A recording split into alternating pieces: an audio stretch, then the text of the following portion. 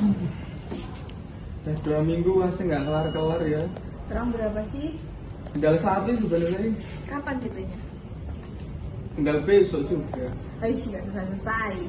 Nanti habis selesai kita main kali ya. Tapi kemana ya? Gak sih? Mana ya?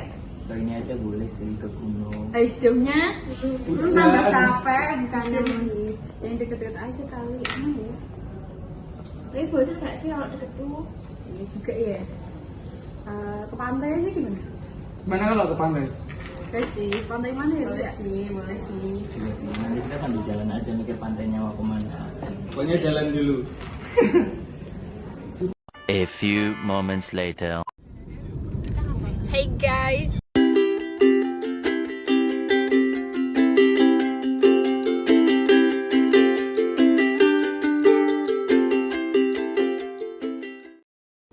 Masa muda menjadi sebuah momentum bagi para kaum muda untuk mencari jati diri, membuktikan eksistensi, mencari dan meraih apapun yang menjadi cita-cita dengan penuh gairah.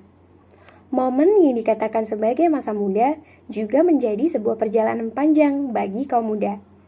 Di masa ini, mereka melewati banyak hal yang menyenangkan, mengagetkan, bahkan mengalami hal-hal yang membuat mereka terpuruk atau merasa penuh tekanan. Dari banyak hal yang dilewati, pasti mereka mencoba menemukan setiap solusi dari apa yang dialaminya. Mereka juga akan menyembuhkan dirinya ketika mengalami rasa sakit, tekanan, dan masalah-masalah yang lainnya. Hingga akhirnya muncul sebuah ungkapan yang seringkali diucapkan oleh para kaum muda, yakni self-healing. Self-healing menjadi sebuah fenomena yang dekat dengan kaum muda. Self-healing dimaknai sebagai bentuk upaya penyembuhan diri ketika seseorang sedang mengalami tekanan, luka batin, bahkan setelah menjalani hal-hal yang sangat melelahkan, pun seseorang merasa perlu melakukan self-healing, yaitu untuk mengembalikan perasaan mereka agar tetap good mood. Lama-kelamaan, self-healing menjadi kebiasaan, dan seolah membudaya, self-healing sudah menjadi bagian dari kehidupan yang sering dibicarakan. Self-healing dapat saja diwujudkan dalam berbagai bentuk, sebagai upaya untuk mencapai relaksasi diri melalui latihan pernafasan, meditasi, atau yoga. Namun, banyak juga loh yang lebih memilih untuk menikmati alam sebagai cara mereka melakukan self-healing. Eksplorasi alam memang selalu menyenangkan. Melaluinya, bukan saja dapat kita nikmati keindahan dunia ini, tetapi ketenangan sebagai tujuan kita melakukan self-healing bukan tidak mungkin dapat tercapai.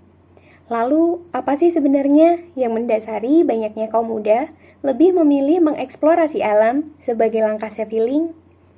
Yuk lihat beberapa pendapat dari teman-teman.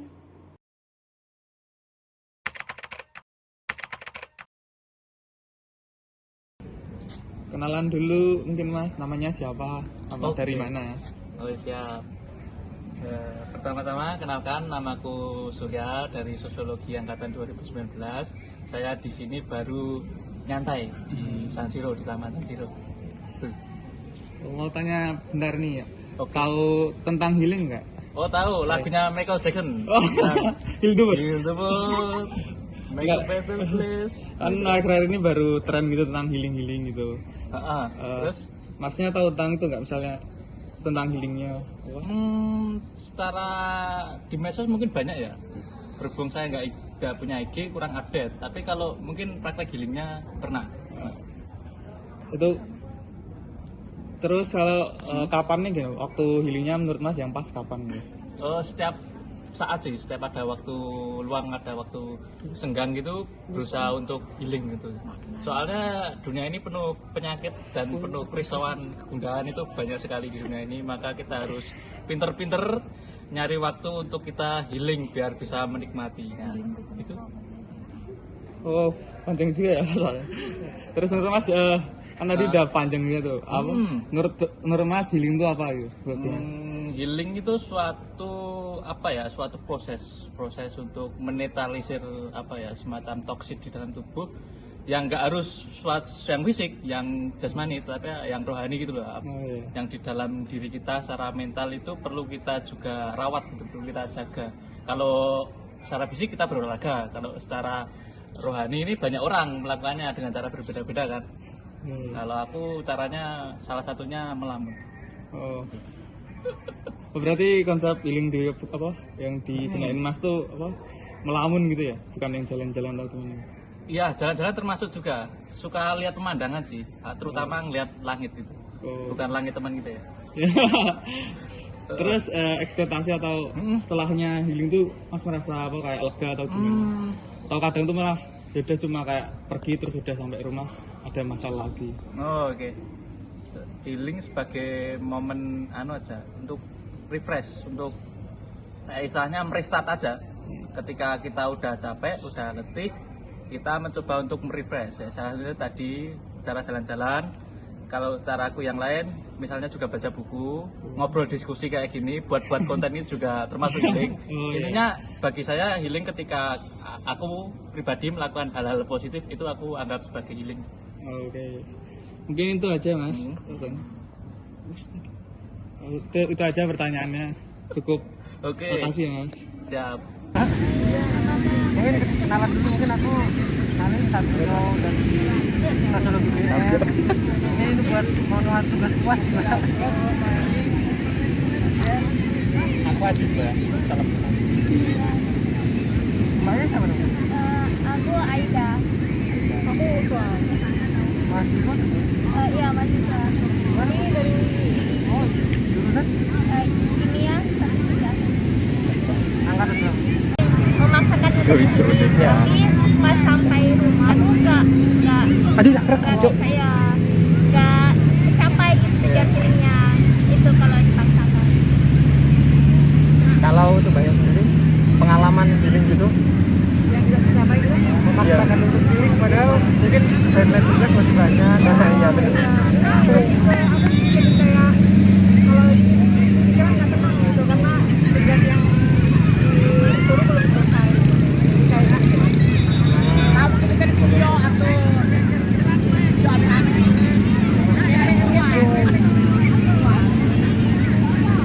Nah, mungkin kalau alasan Mbak melakukan healing itu sendiri, apa alasan Mbak? gimana? Alasan Mbak melakukan healing?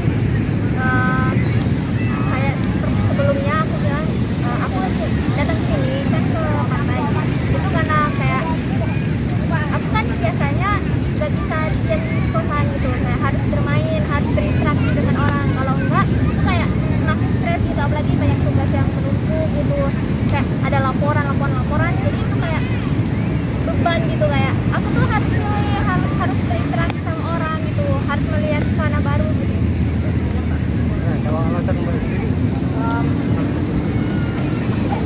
Apa ya, lebih ke mencari suasana baru sama kayak orang baru, karena kayak kenal sama manusia.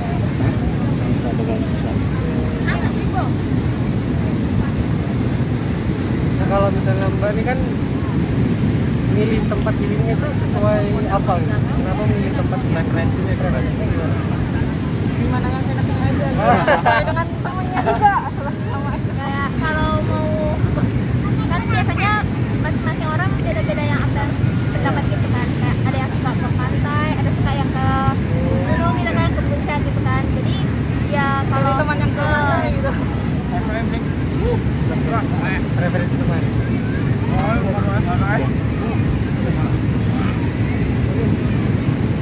Mungkin cuma 4 pertanyaan itu tadi coba. Terima kasih udah mau. Maaf, ganggu banget aku. nggak apa-apa. Makasih banget. Nah, jadi kan sekarang itu kan Mbak, apa namanya, fenomena healing tuh lekat banget di anak muda. Nah, kan Mbak juga maksudnya kriteria anak muda kan. Nah, menurut Mbak nih pemaknaan sendiri tentang healing tuh kayak gimana sih? Deketin aja Pak. Healing menurut aku itu buat nenangin pikiran, biar lepas dari segala pikiran-pikiran kayak stres tugas gitu-gitu. Mbaknya kuliah ya? Iya, kuliah Semester berapa Mbak? 1. Oh iya. Terus ekspektasi setelah Mbaknya healing tuh kayak gimana? Apa rasa stres itu hilang apa enggak gitu? Apa tetap sama aja gitu? Sedikit hilang ya? Terus kenapa milih tempat di Parangtritis ini Mbak daripada tempat lain? Karena kami belum pernah kesini.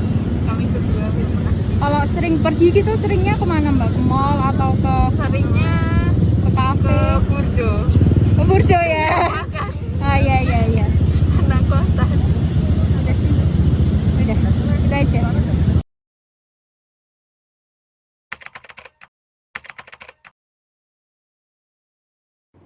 Ternyata beragam juga pendapat dari teman-teman kita. Untuk memahaminya lebih mendalam, kita dapat menggunakan berbagai perspektif untuk melihat fenomena self-healing dari berbagai sudut pandang.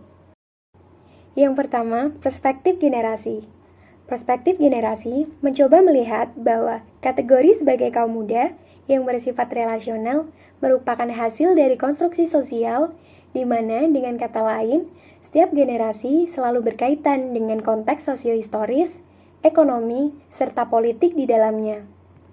Lalu, pendapat dari Selo Sumarjan yang merumuskan bahwa perubahan sosial sebagai segala perubahan pada lembaga kemasyarakatan oleh masyarakat itu sendiri, yaitu dengan masyarakat yang memenuhi sistemnya, termasuk di dalamnya adalah nilai, sikap, dan pola perilaku yang terjadi di antara kelompok dalam masyarakat. Sama halnya dengan perubahan-perubahan sosial yang dialami oleh kaum muda. Jika melihat konsep dari self-healing, sangatlah berkaitan dengan kepuasan hidup. Beberapa orang melakukan self-healing untuk mendapatkan suatu perasaan positif dari apa yang mereka lakukan, dan tentunya akan berkaitan dengan kepuasan hidup seseorang. Kepuasan hidup dapat diartikan sebagai penilaian secara menyeluruh terhadap berbagai konstruk dalam kehidupan seseorang, dengan didasarkan pada kriteria-kriteria yang telah ditetapkan oleh dirinya sendiri. Sedangkan aspek kepuasan hidup bukanlah dinilai berdasarkan area-area tertentu, melainkan dinilai berdasarkan aspek kognitif seseorang secara menyeluruh terhadap kualitas hidupnya, tentu dengan kriteria yang diciptakannya tadi. Makasih guys.